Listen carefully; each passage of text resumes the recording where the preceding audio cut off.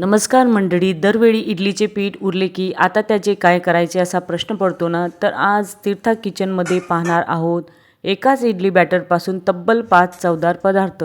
पहिल्या दिवशी आपण मऊ शिजलेली इडली आणि बडोदा स्टाईल मऊ जाळीदार इधळा म्हणजेच व्हाईट ढोकळा तर बनवतोच, पण तेच पीठ वापरून दुसऱ्या दिवशी तुम्ही मुलांसाठी कुरकुरीत डोसा आणि भाज्यांनी भरलेला मऊ उत्तप्पासुद्धा झटपट तयार करू शकता.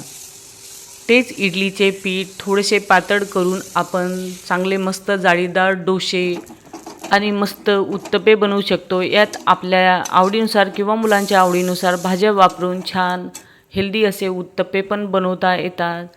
हे इडलीचे बॅटर सोप्या पद्धतीने कसे बनवायचे याचा संपूर्ण व्हिडिओ मी यूट्यूबवर टाकलेला आहे, तर तो नक्की पहा. त्याच बॅटरपासून आपण हे 5ही पदार्थ बनवू शकतो.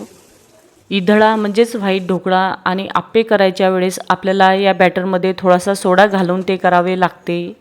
याच उरलेल्या बॅटरपासून पिठात थोडा कांदा कोथिंबीर टाकून गरमागरम गोल आप्पेसुद्धा बनवता येतात. आहे ना कमाल.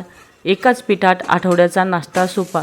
रेसिपी आवडली असेल तर चॅनलला नक्की सबस्क्राईब करा आणि इंस्टावर फॉलो करायला विसरू नका.